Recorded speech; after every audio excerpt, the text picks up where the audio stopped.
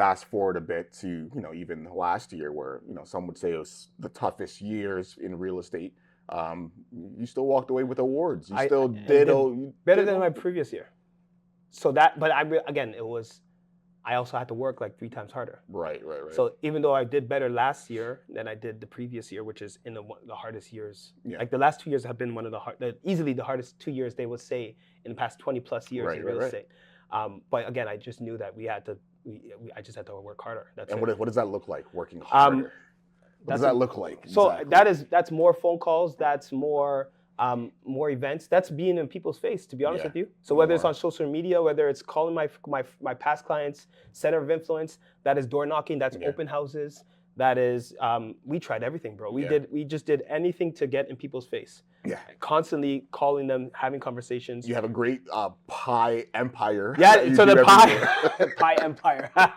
every year. Even that, so that we did double that year more than we served, or we gave out.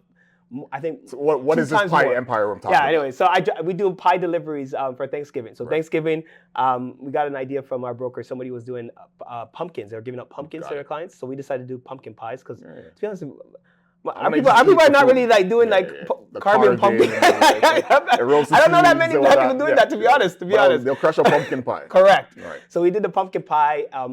Again, we have a mutual friend that helped me out with the marketing of it. We made it a whole funny thing. Yeah. And it works. And it works 100%. So we handed out more pies than we did more than last year than ever before. Yeah. And we're gonna probably double it again this year. Crazy. So yeah, it's just more of lead generation. More. 100%. Okay. Let's talk about mentorship, right? So the importance of having a mentor at the early stages, so maybe you wouldn't have, spent everything at once, or, bumped your head, or, took your foot off the gas in terms of, generating leads for yourself. Talk to me about, how do you go about finding the right mentor for you? What are you looking for in a good mentor? I try to pick somebody that I want to be like, maybe 10 years down the road. So they're like 10 years, and it doesn't have to be by age, just even by business. So maybe their business is like, it's going to take me 5 or 10 years to get to that point. Yeah. But I have mentors in every aspect of my life. And in terms of how to find them, like in our business, coaching is a great way. If you can't have anybody that you could tap on their shoulders in your brokerage, then I would highly recommend coaching, because coaching will automatically put you in front of or with somebody that should have been qualified. They do this night and day. They're making X amount of dollars in sales and the whole nine. So coaching, if you can't have somebody in your brokerage, luckily we have a lot of guys. Like, we're very blessed in our brokerage.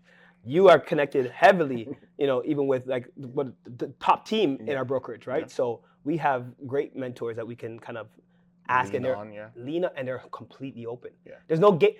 So we're in a great brokerage because there's no gatekeeping, bro. Like, literally everybody, if you go around, and I'm not trying to make this like a sales place for Royal LePage Signature, but to be honest with you, there's teams that are making millions and millions of dollars. 1,000%. And if you knock on their door, they will be happy. Yeah.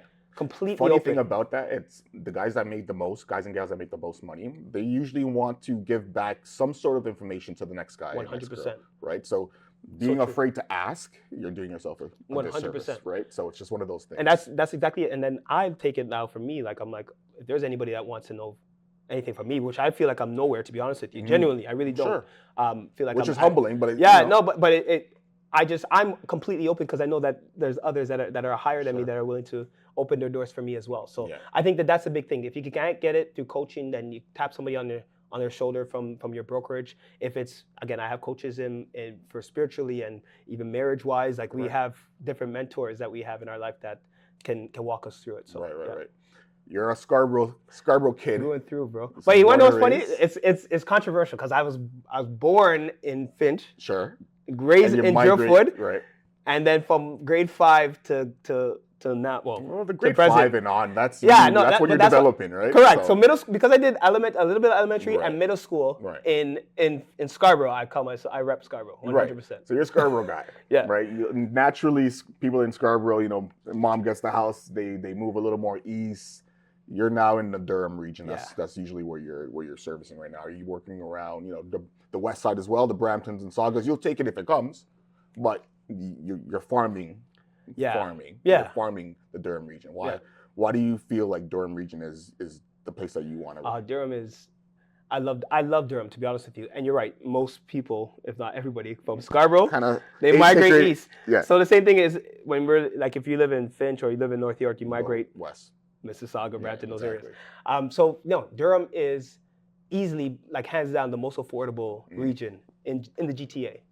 So that alone Today, yeah, that alone. So if you look at Mississauga, you look at the average price in Oakville and Markham, York region, Toronto, we are still the most affordable region. So which, even though we're in like somewhat what we call a buyer's market, Durham is still kind of holding its own in terms of like low months of inventory. Right. You still have a lot of people that are looking in that area. Still very hard to find properties because there's still multiple offers in that area as well.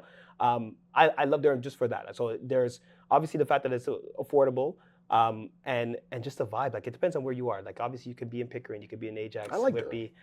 You're in Durham too, right?